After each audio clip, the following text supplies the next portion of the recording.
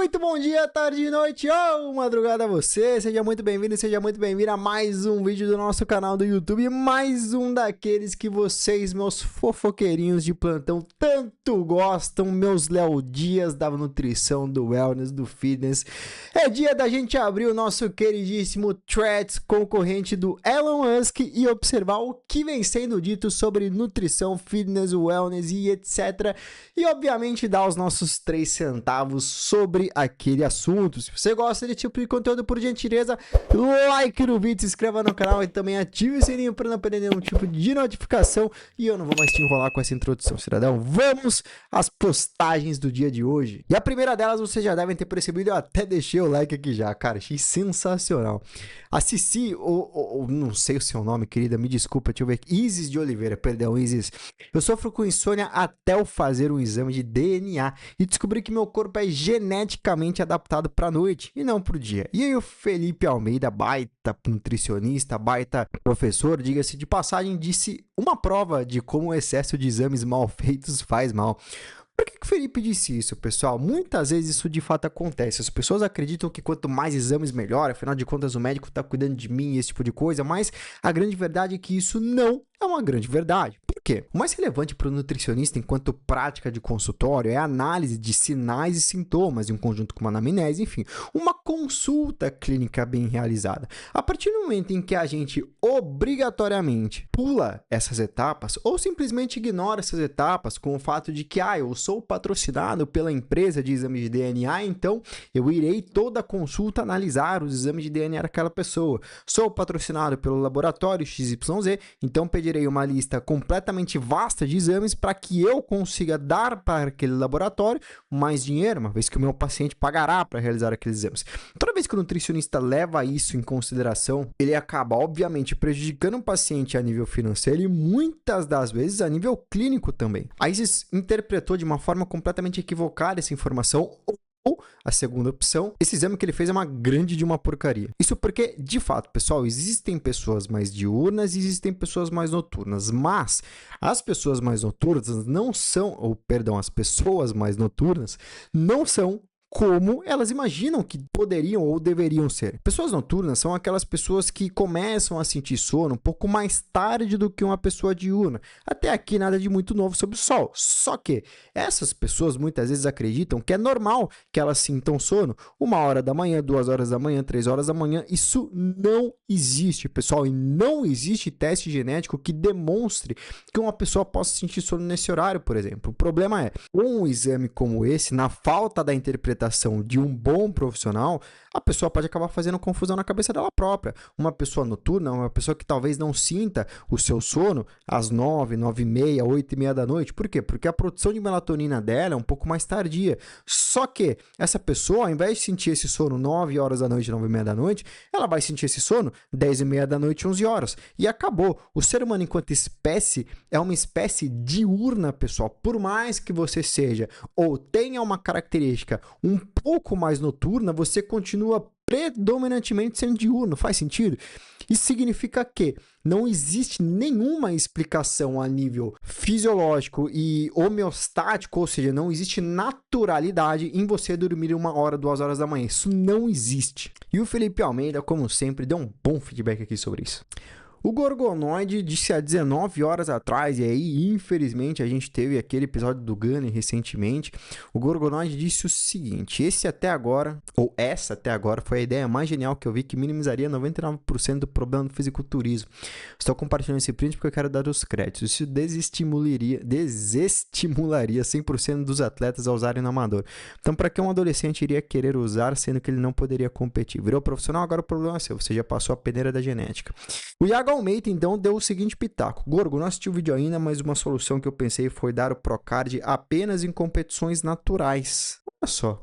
Acho que assim as pessoas não criam a desculpa de se entupir de bomba para ser profissional. E o podem fazer só depois de certa forma, validar a sua genética. Cara, eu precisaria refletir algumas horas sobre isso, mas parece de fato bastante interessante essa ideia do Iago. Assim, na minha cabeça isso não tem a menor possibilidade de acontecer. E claro que existem algumas limitações, como o próprio controle de doping em competições naturais, né? Mas ainda assim, o Iago traz um ponto que é essencial, que é o quão impactante é a genética no meio do fisiculturismo. E aqui existe até uma subdivisão, por assim dizer, porque existe a genética frente à resposta de hipertrofia, então quanto que a pessoa vai ter uma maior facilidade ou dificuldade de ganhar massa muscular, maior ou menor dificuldade de ter um bom nível de definição muscular e etc. Agora, num futuro breve, de acordo com essa teoria do Iago, uma segunda genética, entre aspas, seria a resposta daquele indivíduo frente ao uso de esteroides anabolizantes. E eu não estou dizendo nem no caso do Gunny que algumas pessoas sugerem que poderia ter algum tipo de problema genético cardiovascular que fez com que ele desenvolvesse esse problema mais rapidamente, mas sim de um âmbito geral, as pessoas que podem geneticamente ter um fígado talvez mais resistente a drogas. E claro, pessoal, isso não inibe a pessoa de ter problemas, muito pelo contrário, mas é um lado muito obscuro do bodybuilding que existem pessoas que têm órgãos essencialmente filtradores ou protetores mais fortes para que eles consigam tolerar toda aquela cavalaria de fármacos que o fisiculturismo tanto usa. Então, a nível de genética e hipertrofia, essa ideia do Iago tá muito massa. Agora, dali para frente, eu não sei se a gente conseguiria ter tanto controle sobre esse aspecto, uma vez que o cara pode ter uma genética natural muito fera para resposta de hipertrofia, mas pode dizer que ali na frente, quando ele bem comentou aqui, agora o problema é seu, você já passou da peneira da genética, pode ser que a sua genética para responder a fármaco seja péssimo, e aí você já vai empolgado ali porque você pegou o Pro, e aí você já entra com uma quantidade cavalar de substâncias, enfim. Mas aí, pô, eu sinceramente estou tentando achar problemas, tá? Porque eu acho que é o nosso papel, a gente tem que também encontrar alguns contrapontos para ideias, mas assim, a base da ideia do Iago foi das melhores que eu ouvi até o presente momento, também concordo com o Gorgo. A Nutri Fernanda Imamura disse o seguinte: se eu pudesse dar uma dica para vocês sendo nutricionista, seria não contar calorias das refeições.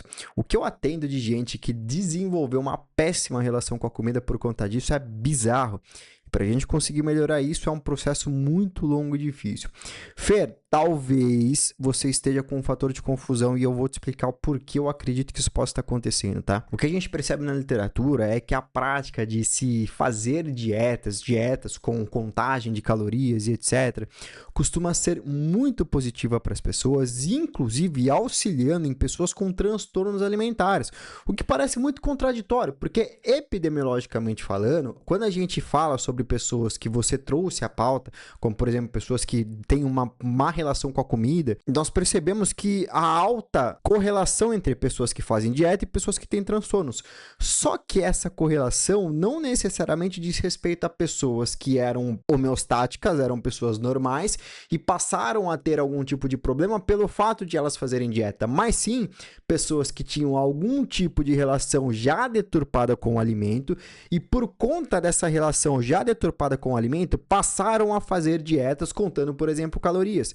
E aí a associação final fica, ora, pessoas que têm problemas com a própria alimentação têm esses problemas porque elas contam calorias. Não, o que acontece é, a pessoa já tinha problemas com a própria alimentação e por conta desses problemas, ela foi atrás de fazer então uma dieta. Percebe? É uma historinha parecida com aquele quem veio primeiro, o ovo ou a galinha. Então a contagem de calorias para muitas pessoas vai ser prejudicial, concordo contigo, Fer, só que tu colocou de uma forma extremamente generalista aqui, sabe? A contagem de calorias para outras pessoas vai ser fundamental. Pode ser que você agrave o quadro daquela pessoa se ela não contar calorias. Olha, imagina uma pessoa que tem como seu principal gatilho de piora uma autoestima deteriorada. Então, se ela não se percebe bem consigo mesma, ela acaba agravando o seu quadro mental. E aí, obviamente, é importante uma terapia para que essa pessoa melhore sua autoaceitação e etc. Mas se essa pessoa começar a ter um engordar muito significativo, aquilo pode prejudicar ela. E talvez a única forma que ela saiba fazer as coisas de uma maneira precisa é através da contagem de calorias. Então a gente não pode generalizar dessa forma, tá? A Nicole Gaspari disse o seguinte, só passando para avisar que o que está atrasando o seu emagrecimento não é a fruta que você comeu a mais, viu? Ou você acha realmente que alguém está com sobrepeso porque comeu muita banana? Pô, Nicole, eu tenho vários pacientes no meu consultório que a fruta é basicamente solta. Se não solta, assim, coma à vontade, eu sempre falo para a pessoa, ó, tem tantas frutas no seu planejamento, para além dessa, se você quiser comer até 3 a mais no seu dia, não tem o menor problema. Mas pela percepção da pessoa de estar no controle, sabe? É um aspecto mais comportamental. Mas a nível de calorias, tu tem total razão, Nicole. As pessoas se preocupam muito e começam a buscar pelo em ovo, né? Problemas onde eles não existem.